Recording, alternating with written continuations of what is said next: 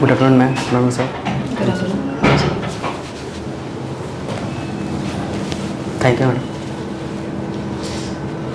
Start कीजिए sir.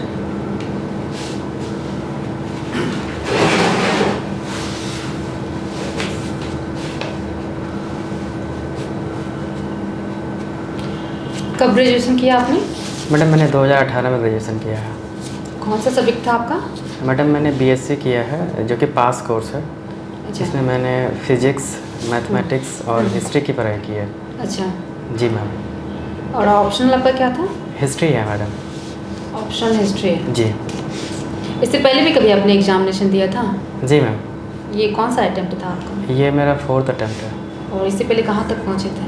मैं पिछले 2 बार से इंटरव्यू तक पहुंचा हूँ, 65th में और 66th में। उसमें भी आपका ऑप्शनल सब्जेक्ट हिस्ट्री ही था? जी मैडम। अच्छा, चलिए अच्छी बात है। मुझे ये बताइए, अभी आप कोई सर्विस भी करते हैं या फिर? जी मैम, मैं 2015 से डीआरडीओ में वर्क कर रहा हूँ। डीआरडीओ में क्या कर रहे हैं आप? मैं वहाँ पे सीनियर टेक्निकल असिस्टेंट के पद पर कार्यरत हूँ मैडम। अच्छा, फिर वहाँ से हट के यहाँ आना चाहते हैं, क्या वजह हो सकती है?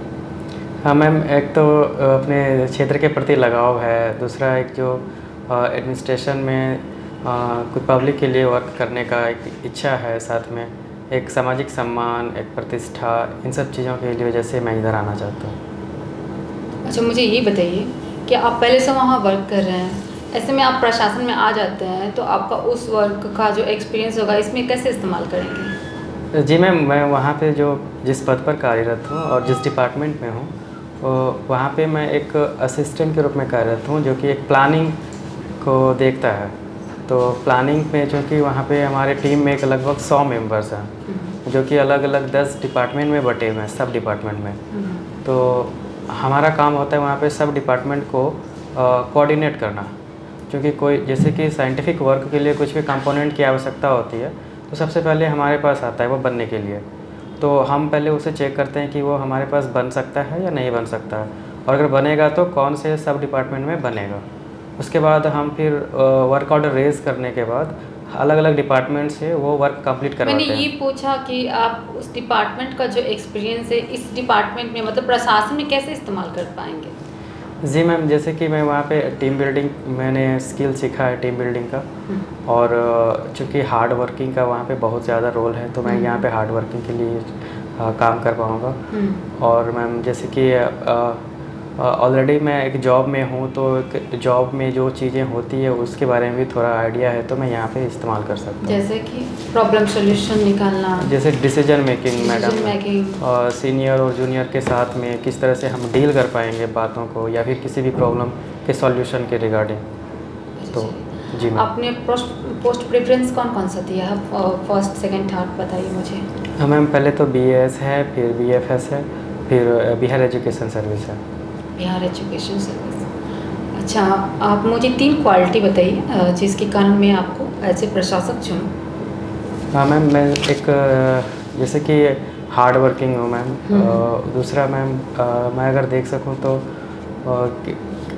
काम के प्रति एक लगन है कि मैं उस किसी चीज़ को अगर ठानता हूँ तो वो छोड़कर ही, मतलब कंप्लीट करने के बाद ही मैं फिर मूव करता हूँ। ठीक है। और मैम सॉरी, अभी याद नहीं कर पा रहा हूँ। आप अपनी क्वालिटी याद नहीं कर पा रहे हैं? Sorry ma'am. आप ईमानदार नहीं है अपने काम के प्रति? जी मैम। अच्छा, आप हार्ड वर्किंग है, ये मैं कैसे एक्सपेक्ट करूँ? आप कुछ उदाहरण दे के समझाइए, मैं कैसे मानूँ आप हार्ड वर्किंग है? जैसे मैं DRDO में हूँ, तो वहाँ पे कई तरह के रिसर्च वर्क होते रहते हैं। तो जो कि हमारा ड्यूटी टाइम तो 9 to 5 है, पर फिर भी जब रिसर्च के दौरान जब टेस्टिंग होना होता है, तो वो टेस्टिंग कभी कभी 6 बजे तक, 7 बजे तक, इवनिंग नाइट तक भी चलता है। उसमें हमें विदाउट ओवर टाइम, जैसे कि ओवर टाइम अलाउंस होता है, तो बिना ओवर टाइम अलाउंस के ही हमें वो काम करने के लिए, मतलब कि रेडी रहना पड़ता है, और हम लोग करते हैं। फिर कभी कभी क्या होता है कि डे नाइट भी वो ड्यूटी होता है हमारा, जिसमें कि कुछ टेस्टिंग ऐसे होते हैं जो कि 24 आवर तक चलते रहते हैं कंटिन्यू, तो उन्हें भी हमें देखना होता है।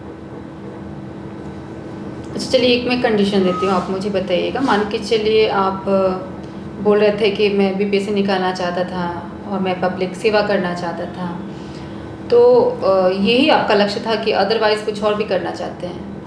नहीं मैम, वर्तमान में तो यही लक्ष्य है। यही लक्ष्य है। मान के चलिए आप लक्ष्य पूरा करने के लिए इंटरव्यू देने के लिए जा रहे हैं, ऑन रोड किसी का एक्सीडेंट हो गया, जी मैम। आप तो गोल्डन आवर के बारे में जानते ही हैं। जी मैम। तो उस समय में कोई नहीं है, आप ऑन रोड गुजर रहे हैं और उसे बहुत ज़रूरी है कि अभी उसे हॉस्पिटल की ज़रूरत है या फिर इलाज की ज़रूरत है, और उस 1 घंटे में अगर आप अपने बीपीएससी ऑफिस नहीं पहुंचते हैं तो आपका इंटरव्यू छूट जाता है। आपको इसकी जान भी बचानी है और आपको अपना लक्ष्य भी पूरा करना है। ऐसे सिचुएशन में आप क्या करेंगे? मैम पहले तो चूँकि मैं इस सर्विस में आना चाहता हूँ इसलिए कि पब्लिक वेलफेयर के लिए मैं कुछ कर सकूँ, और जो कंडीशन है वहाँ पे मैं सबसे पहले प्रायोरिटी दूंगा कि मैं उन्हें हॉस्पिटल तक ले जा सकूँ, और हॉस्पिटल ले जाने के बाद मैं पहले एडमिट करवाऊँगा, जो भी प्रोसीजर है वहाँ पे कंप्लीट करूँगा। उसके बाद मैं अगर बीपीएससी ऑफिस जाके मैं वहाँ पर रिक्वेस्ट करूँगा कि मेरी जो इंटरव्यू डेट एंड टाइमिंग है उसको एक्सटेंड करने की कृपा करें। ऐसा प्रावधान है क्या कि सेम डे आप रिक्वेस्ट करेंगे तो अगले डे इंटरव्यू आपको मिल जाएगा? जी मैम, इस तरह की कुछ इमरजेंसी सिचुएशंस में जो कमीशंस है वो इस तरह की फैसिलिटी प्रोवाइड करते हैं। और कुछ कर सकते हैं? जी मैम, अगर मैं समझता हूँ जैसा कि अगर मुझे इजाज़त नहीं मिलती इंटरव्यू के लिए तो मैं फिर नेक्स्ट अटैम्प्ट में फिर से प्रयास करूँगा। मतलब मैं ये समझूँ कि आप पहले लाइफ को प्रायोरिटी देते हैं जी अपने लक्ष्य को नहीं। अच्छा चलिए दूसरा कंडीशन में देते हैं। आप मान के चलिए कि पुलिस सेवा में चले जाते हैं, ठीक है, और वहाँ पे एक ऐसे पर्सन आपको मिल जाता है जिसको बिना गोली मारे आपका काम नहीं चलता है। दैट मीन्स कि अगर आप उसको सूट नहीं करते हो तो कईयों को नुकसान पहुँचा सकता है। जी वहाँ पे आपको यस और नो में जवाब देना है। ऐसी कंडीशन में आप क्या उसे सूट करेंगे? मैम, यस और नो में जवाब देना है। Yes ma'am. सूट करेंगे, वेरी गुड। आप सर? FIVB क्या है? Sir FIVB federation international day volleyball, sir इस तरह से कुछ है, सॉरी सर। लिबेरो क्या होता है? सर वॉलीबॉल में एक प्लेयर होता है जिसे लिब्रो कहा जाता है, वो है कि मतलब कि एक तो कभी भी आ सकता है गेम के दौरान, और उनकी जो भूमिका होती है एक सेवियर के रूप में होती है। वो किसी भी रूप में खेल सकता है। वो वॉलीबॉल में जो ग्राउंड होता है उसमें एक फ्रंट जोन और बैक जोन होता है, तो बैक जोन में किसी भी साइड पर वो खेल सकता है, उसकी कोई फिक्स पोजीशन नहीं होती है। और दूसरा उसे इस भूमिका के लिए भी जाना जाता है कि वह गिरती हुई बॉल को, जब बॉल स्मैश होता है तो वह गिरती हुई बॉल को सेव करता है सर। यानी वॉलीबॉल में खिलाड़ियों की संख्या कितनी हुई? सर 6 होती है। 6 या 7? 6 सर। 7 ना? नहीं सर 6। जब लिबेरो उसमें जुड़ जाता है तो 7 हो जाता है।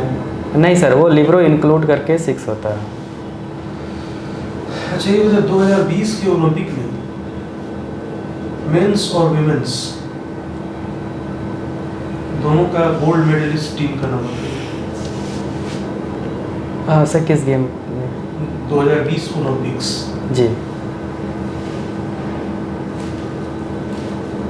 मैं सर क्वेश्चन समझ नहीं पाया, प्लीज़। जैसे टोक्यो में 2020 में ओलंपिक्स हुए थे, समर ओलंपिक्स। जी सर। ठीक है, तो उसमें ये बताइए कि जो मेंस वॉलीबॉल टीम चैंपियन ने गोल्ड मेडल जीता था उसका क्या नाम था?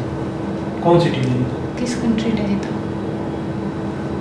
सर मैं रिकॉल नहीं कर पा रहा हूँ, सॉरी सर। और विमेंस में? Sorry sir. जेरागन्स का नाम सुना है? सर जेरागन्स नहीं सर।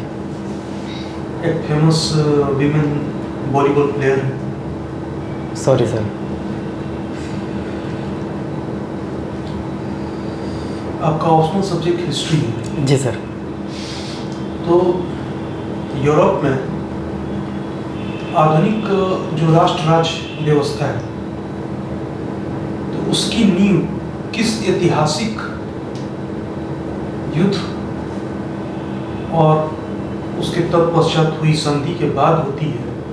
और सच मायने में पूछिए तो पहली यूरोपियन कांग्रेस होती है। सर एक युद्ध है सर, फिलाडेल्फिया का युद्ध। श्योर है ना? उस समय तो फिलाडेल्फिया था ही नहीं। सॉरी सर, मैं याद नहीं कर पा रहा हूँ।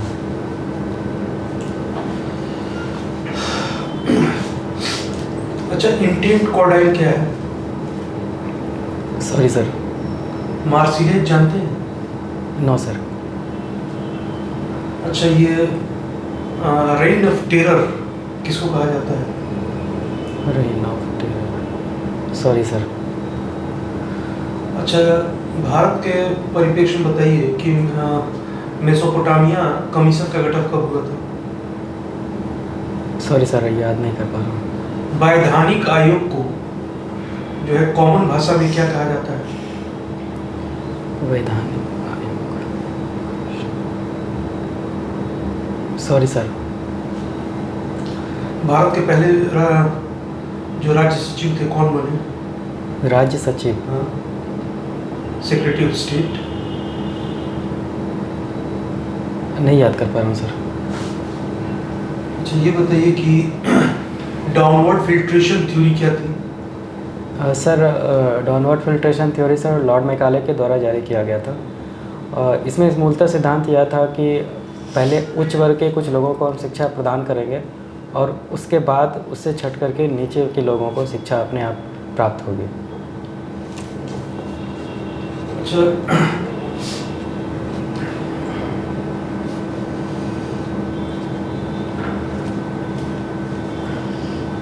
आरसीआई के बारे में जानते हैं? सर, डिफेंस में एक आरसीआई लैब है, रिसर्च सेंटर इमारत। क्या आप उसके बारे में बात करें? सर, रिसर्च सेंटर इमारत जो है कि डीआरडीओ की एक लेबोरेटरी है जो हैदराबाद में स्थित है। इसकी स्थापना सर एपीजे अब्दुल कलाम जो कि मिसाइल मैन थे उन्होंने की थी और यह मूलतः मिसाइल के डेवलपमेंट के लिए, यह जो प्रयोगशाला है मूलतः मिसाइल के डेवलपमेंट के लिए केंद्रित है सर। आमतौर पे कहा जाता है कि मतलब इंडिया में जो SU-30MK है और बहुत सारे जो रशिया के साथ बिलिट्रल डिफेंस टाई अप है, तो उसमें वो कहा जाता है कि इंडिजिनस जो है चीज़ें बनाई जाती हैं, लेकिन आमतौर पे वो इंडिजिनस होता नहीं मतलब, ठीक है। एक उसमें मटेरियल यूज़ होता है फाइटर प्लेन में जो कि जिसका कि रहस्य सिर्फ रशियंस को ही पता होता है और वो अपना है कि मैंने किसी को टेक्नोलॉजी वो शेयर नहीं करते। क्या है उसके? सर, इस बारे में आइडिया तो नहीं है, लेकिन जो कुछ सुखोई 30 या फिर जो अभी LCA तेजस जो हमारा स्वदेशी बोल रहे हैं, तो उसमें एक मोटर यूज होता है जो कि विदेशी मोटर है। बाकी जितने भी कंपोनेंट हैं वो सारे स्वदेशी रूप से यूज हो रहे हैं अभी। अच्छा, ये बताइए कि दो मोर्चों पे लड़ने के लिए ऑन पेपर कितने मैंने फाइटर प्लेन्स की ज़रूरत होती है? Sir sorry sir, on paper की बात मुझे नहीं मालूम। एक स्क्वाड्रन में कितने फाइटर प्लेन्स होते हैं? Sorry sir.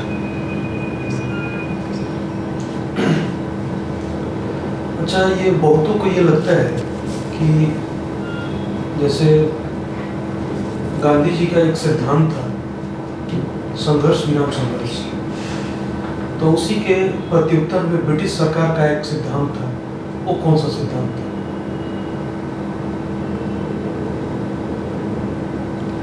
सॉरी सर, इसके अगेंस्ट वाली तो ब्रिटिश वाली मुझे नहीं मालूम, लेकिन संघर्ष विराम संघर्ष के बारे में बता सकता हूँ। बताइए। सर, गांधी जी का यह सिद्धांत था कि अगर हम उस समय जो ब्रिटिश शासन जिस तरह से किसी भी विद्रोह को क्रुएल्टी के साथ में दबा देते थे, तो गांधी जी का मेन रोल था कि सबसे पहले हम संघर्ष कुछ दिन के लिए करेंगे, फिर विराम दे करके हम कुछ रचनात्मक कार्य करेंगे, लोगों को जागरूक करेंगे और जो पब्लिक पार्टिसिपेंट हैं उसकी भागीदारी को बढ़ाएंगे। और फिर जो कि हम जागरूक करने के बाद उनको जैसे कि सत्याग्रह, अहिंसा, इन सब चीज़ों की जानकारी देंगे और साथ में ब्रिटिश की जो सच्चाई है वह बताने के पश्चात फिर से हम दोबारा संघर्ष प्रारंभ करेंगे। जी, इसे यूँ कहें कि किसी भी मतलब आंदोलन का जो केंद्र बिंदु होती है वो जनता होती है और जनता की भी जो लड़ने की क्षमता या सामर्थ्य होती है वो सीमित होती है। कहीं ना कहीं देर सवेर उसमें पड़ाव आता ही है। जी तो सर। ऐसे समय में संघर्ष को या तो टाल दिया जाता है या आगे बढ़ा दिया जाता है। तो इस बीच में फिर से शक्ति को अर्जित किया जाए और फिर जो है उसको दुगनी गति से 2 कदम आगे चला जाए, क्या यही है? Yes sir. अच्छा, ये बताइए कि व्यक्तिगत सत्याग्रह जो है वो कुछ हासिल नहीं कर सका, लेकिन फिर भी उसका परिप्रेक्ष्य या महत्व माने ज़्यादा ही है, इसका क्या मतलब है? सर ऐसा हम नहीं कह सकते कि कुछ भी हासिल नहीं कर सका, क्योंकि इतिहास में स्वतंत्रता आंदोलन के दौरान जितने भी तरह के आंदोलन हुए हैं सभी का कुछ ना कुछ रोल रहा है, भूमिकाएं रही है, और कुछ विशेष क्षेत्रों में भी ऐसी भूमिका देखी जाती है। अगर व्यक्तिगत सत्याग्रह की हम बात करते हैं तो व्यक्तिगत सत्याग्रह में गांधी जी और भी अन्य नेताओं के द्वारा जब यह सत्याग्रह प्रारंभ किया गया तो उन्होंने बहुत सारे एक तरह से मूवमेंट हो जाता था, लोगों के बीच में जन भागीदारी हो जाती थी। यहाँ पर जब नेता जो है वह जनता के बीच जा कर के ब्रिटिशों की सच्चाई को उजागर करते थे और कहते थे कि हम ब्रिटिश को सीधी चुनौती देते हैं, भले ही वो हमें अरेस्ट करे पर हम उनके खिलाफ़ बोलने के लिए हम रुकेंगे नहीं। तो इस तरह से लोगों में सच्चाई ब्रिटिश सरकार के प्रति जब पता चला तो यह इसका परिणाम हम देखते हैं 1942 के भारत छोड़ो आंदोलन में, कि जब आंदोलन 1942 में प्रारंभ हुआ तो जितने भी बड़े नेता थे, दिग्गज नेता जितने भी रहे, सभी को ऑपरेशन जीरो आवर के तहत में अरेस्ट कर लिया जाता है। लेकिन फिर भी आंदोलन जो है कहीं से भी कम नहीं रही, हर क्षेत्र में लोगों ने बढ़ चढ़ कर हिस्सा लिया था। अच्छा, जीरो आवर तो सभा स्थल से सभी बड़े नेताओं को गिरफ्तार करने के लिए किया गया था, जिसमें गांधी जी समेत सभी नेता शामिल थे। देशव्यापी कांग्रेसी कार्यकर्ताओं और जो है दूसरी पंक्ति के नेताओं को गिरफ्तार करने के लिए कौन सा आंदोलन थे, ऑपरेशन चलाया गया था? सॉरी सर, इसमें आइडिया नहीं है सर इस बारे में। अच्छा, अभी जो है ये वहाँ पे इजराइल और फिलिस्तीन में जो संघर्ष चल रहा है, तो वहाँ से भारतीयों के इवैक्यूएशन के लिए, ठीक है, सुरक्षित जो है निकास के लिए एक ऑपरेशन चलाया गया, क्या नाम है उसका? जी सर, ऑपरेशन अजय नाम है।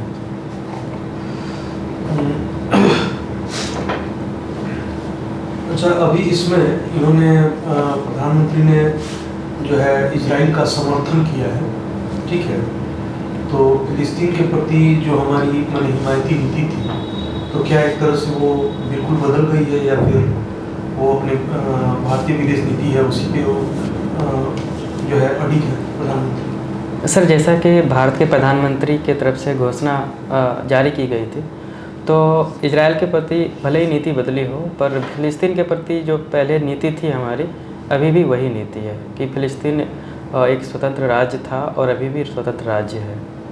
पहले वाली ही नीति है सर अभी फ़िलिस्तीन के प्रति। अभी तो ये क्या कहा जाता है कि आई फॉर आई, यानी India for Israel and Israel for India, ठीक है, एक डी हाइफनेशन की पॉलिसी चल रही है। डी हाइफनेशन की पॉलिसी क्या होती है?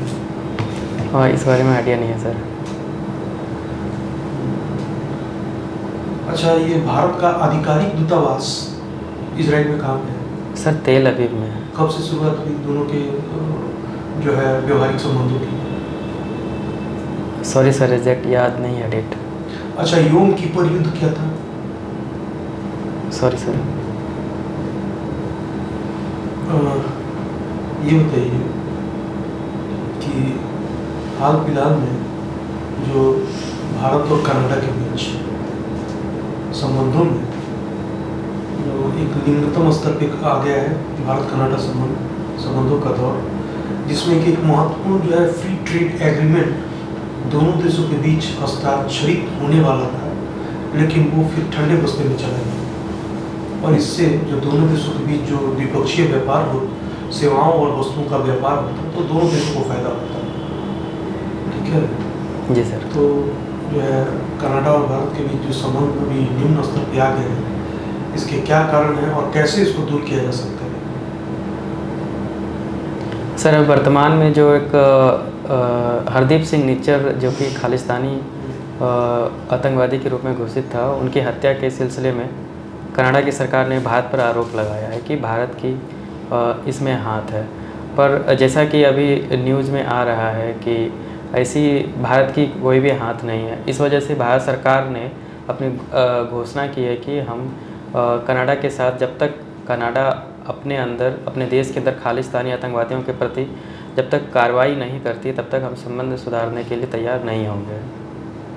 तो सर अभी तक भारत सरकार इस कनाडा सरकार के जो मतलब एक्शन होंगे खालिस्तानियों के प्रति उसके इंतज़ार में है। अगर वह देश में किसी भी तरह की आतंकवादी गतिविधियां हैं उसको रोकने के लिए कनाडा सरकार अगर कदम उठाते हैं तो निश्चित रूप से भारत सरकार और कनाडा सरकार के संबंध मधुर होंगे।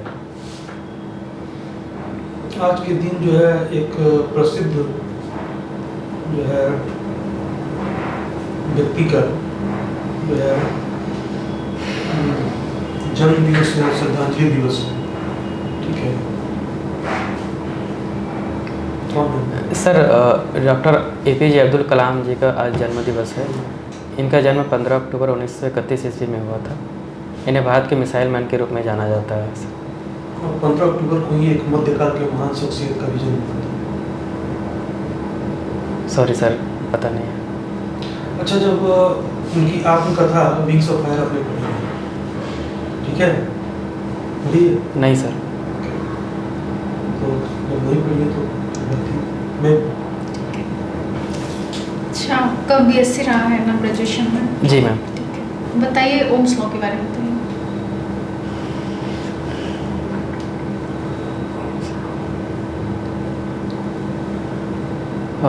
मैम परिभाषा याद नहीं कर पा रहा हूँ। फार्मूला होता है मैम इसका V=IR। अच्छा, क्या डिमेरिट्स हैं ओम्स लॉ के, कुछ पता? No ma'am. रजिस्टिविटी या प्रति रजिस्टिविटी किसी भी रेजिस्टेंस में जो वोल्टेज को रजिस्ट करने की क्षमता जो होती है उसे रजिस्टिविटी कहा जाता है। अच्छा, लॉ ऑफ थर्मोडायनेमिक्स बताइए, कितने लॉ हैं थर्मोडायनेमिक्स? 3 लॉ है मैडम। बताइए। Sorry ma'am. What is reverse osmosis? No ma'am. अच्छा, चारवाक दर्शन के बारे में आपने सुना होगा, चारवाक की फिलॉसफी? हाँ मैम, सुना है लेकिन अभी रिकॉल नहीं कर पा रहा हूँ चारवाक दर्शन। अच्छा चलिए, अभी हाल ही में बक्सर में एक रेल एक्सीडेंट हुआ है। जी सुना मैम। होगा आपने? अभी कुछ मंथ पहले ही बालासोर में हुआ था। जी मैम। और उसके बाद अब बक्सर में, तो क्या कारण है कि इतने बड़े पैमाने पर रेल एक्सीडेंट हो रहे हैं और हम रोक नहीं पा रहे हैं? मैम, जैसा कि अभी बक्सर रेल एक्सीडेंट के बाद जो प्रारंभिक जांच रिपोर्ट आई है उसमें कहा गया है कि जो इंजीनियरिंग डिपार्टमेंट है रेलवे की, जो ट्रैक की देखभाल करती है, यह उनकी खामी है और उनके जो इंजीनियरिंग डिपार्टमेंट के जो वर्क हैं वो सही से नहीं हो रहा है, इसीलिए ऐसा हो रहा है। और अगर पिछले बार जब बालासोर में जब हुआ था, लास्ट 3 जून को कुछ हुआ था मैडम, तो वहाँ पर भी देखा गया कि जो स्टाफ हैं वो अपने काम तो कर रहे हैं लेकिन शायद स्टाफ की कमी है वहाँ पर, इस वजह से उनको ज़्यादा काम करना पड़ रहा है। और यही कारण था कि जो पॉइंट मशीन होता है रेलवे ट्रैक का, वो ऑपरेट करने के बाद वो भूल गए थे और बालासोर स्ट्राइक में इतनी बड़ी भूल कि उससे इतना बड़ा हादसा हो जाए, ये सब क्यों इन कमियों को दूर नहीं किया जा रहा है? क्या ये दूर नहीं की जा सकती हैं कमियाँ? जी मैम, दूर की जा सकती है और सरकार इस पर ध्यान भी दे रही है। नए अभी रेलवे में कई सारी विकास परियोजनाओं पर काम किया जा रहा है। कौन सी? जैसे मैम विकास परियोजनाओं में कुछ तो नई ट्रेनें निकाली जा रही हैं और साथ में नए कॉरिडोर बनाए जा रहे हैं। क्योंकि ट्रेन्स बहुत लेट होती है तो उसके लिए अलग से एक जो मालगाड़ी होता है मैडम, तो गुड्स ट्रेन यानी कि गुड्स ट्रेन के लिए अलग से कॉरिडोर बनाया जा रहा है। कवच सिस्टम क्या है?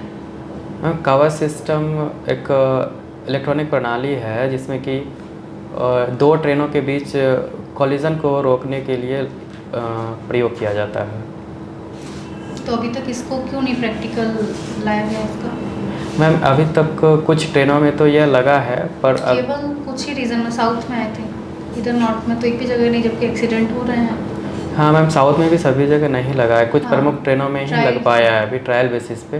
पर अभी जैसे कि बालासोर दुर्घटना के बाद जब सरकार ने घोषणा की थी कि ये जल्दी ही यह सभी ट्रेनों में लगाई जाएंगे। अच्छा, आपका बर्थ डेट 5 अक्टूबर है, कौन सा डे सेलिब्रेट होता है इस दिन? मैम विश्व विश्व साक्षरता दिवस मनाया जाता है। विश्व साक्षरता दिवस? जी मैम। श्योर हैं आप? जी मैम, विश्व या फिर अंतर्राष्ट्रीय बोला जाता है। अच्छा, ठीक है। ये इजराइल एंड हमास के बीच में युद्ध हो रहा है, बताइए इसके बारे में, हिस्ट्री इसकी कुछ, क्या रीज़न है? मैम, इजराइल और फ़िलिस्तीन के बीच जो है कि प्राचीन काल से ही मतलब कि प्रॉब्लम रही हैं।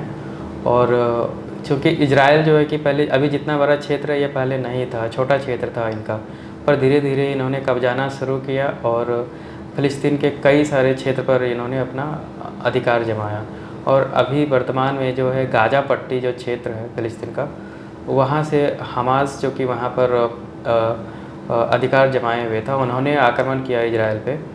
तो अभी वर्तमान में ये मतलब कि आक्रमण किया गया हमास के द्वारा जो ये घटना। भारत पर क्या इम्पैक्ट पड़ रहा है इस युद्ध का? मैडम, भारत जो है कि इजराइल और फ़िलिस्तीन दोनों के साथ में एक दोस्ताना आज के संबंध। न्यूज़पेपर पढ़े हैं, दिल्ली में हाई अलर्ट घोषित किया गया है इसी युद्ध के चलते। क्या रीज़न है, भारत पे क्या इम्पैक्ट पड़ रहा है? जी मैम, यहाँ पे दरअसल जो इजराइल और फ़िलिस्तीन है, तो चूँकि अभी इजराइल के सपोर्ट में यूरोपियन कंट्रीज़ और भारत भी अभी इजराइल के साथ आ गए हैं।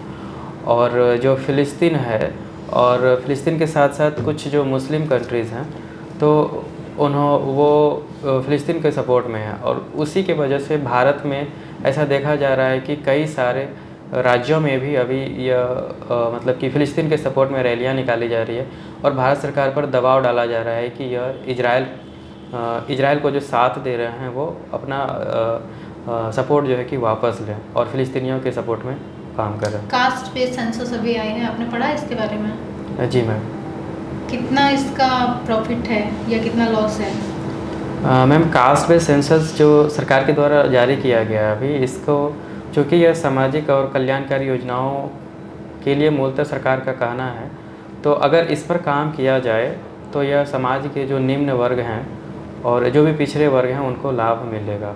अच्छा, आपका ऑप्शनल हिस्ट्री है, कुछ बिहार की हिस्ट्री के बारे में बताइए। बिहार की हिस्ट्री इंडिया के पर्सपेक्टिव में कितना इम्पोर्टेंट है? मैम, अगर भारत की इतिहास की बात करें तो भारत का इतिहास बिहार के इतिहास से ही स्टार्ट होता है। क्योंकि सबसे पुराना जो साम्राज्य था मौर्य साम्राज्य, वो बिहार में स्थित था। पाटलिपुत्र उनकी राजधानी रही है।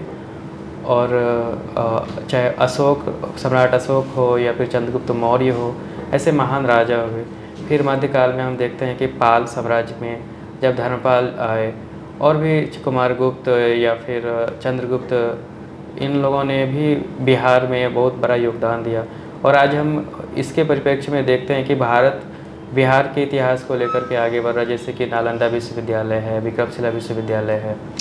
मीन्स बिहार की हिस्ट्री बहुत स्ट्रॉन्ग रही है। देन ऐसे क्या रीज़न है कि जो भी वर्तमान परिप्रेक्ष्य में अगर हम बात करें तो बिहार हर राज्य से इतना पीछे, जितने भी नीति आयोग के इंडेक्स आते हैं तो हम लोग सबसे नीचे रहते हैं?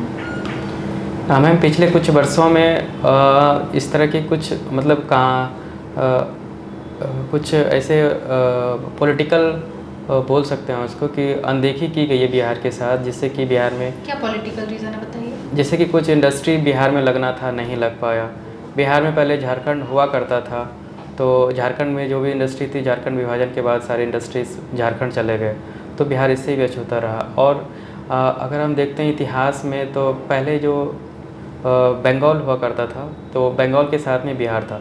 तो जितने भी डेवलपमेंट के कार्य हुए वो बंगाल के साथ में हुआ बिहार को, ना कि बिहार इंडिपेंडेंट रूप से इसका लाभ ले पाया। तो बिहार को झारखंड से अलग हुए तो काफ़ी टाइम हो गया है, 22-23 साल में इतना पीछे स्थिति। वहीं साथ में अगर छत्तीसगढ़ की आप बात करें, एमपी से वो भी अलग हुआ, वो कहाँ पहुँच गया है? हाँ मैम, छत्तीसगढ़ में कई सारे जो है कि खनिज संसाधन हैं, तो इस वजह से भी वो आगे बढ़ा। एमपी की भी बात कर लीजिए, तो क्या ऐसे रीज़न है कि बिहार 23 साल में भी उतना ग्रोथ नहीं कर पा? जैसा कि मैम हम पिछले कुछ सालों से देख रहे हैं, तो बिहार हमेशा से डबल डिजिट में ही ग्रोथ कर रहा है, अगर हम कोरोना काल को छोड़ दें तो। और वर्तमान समय में बिहार सरकार के द्वारा कई सारी योजनाओं का क्रियान्वयन किया जा रहा है, जिससे कि बिहार की स्थिति हो सकता है अभी भी वर्तमान में सुधर रही है और कुछ वर्षों में यह आप सुधरेगी। सरकार की किस योजना से सर्वाधिक प्रभावित है? मैम जो सरकार के द्वारा जो एजुकेशन के ऊपर योजनाएं लेके आ रहे हैं कौन सी योजना कुछ बताइए। जैसे कि मैम एक महिलाओं के लिए जो योजना लेकर आ रहे हैं कि महिलाओं को साइकिल देना, साइकिल प्रोग्राम है। उसके बाद कन्या समृद्धि योजना करके है, जिसमें कि महिलाओं के लिए बचपन से लेकर के अप टू मैरिड तक का उसमें प्रोविज़न किया गया है। तो चूँकि हम देखते हैं कि पहले 10 साल पहले की अगर हम बात करें तो महिलाएं शिक्षा के क्षेत्र में इतना ज़्यादा आगे नहीं बढ़ पाती थी, इवन वो 10th भी नहीं कर पाती थी। पर आज महिलाएं जो है कि वह सरकारी जॉब ले रही हैं और मतलब आगे बढ़ पा रही हैं मैम। ठीक है, रिव्यू कर देते हैं।